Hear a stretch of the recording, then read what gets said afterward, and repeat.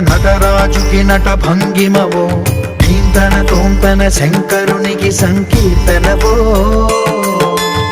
ఈశ్వరుడే అనునిత్యం తనలో తలచుకునే ఓంకారమువో, శివ హృదయం కరిగించే ఆ పంచాక్షరివో.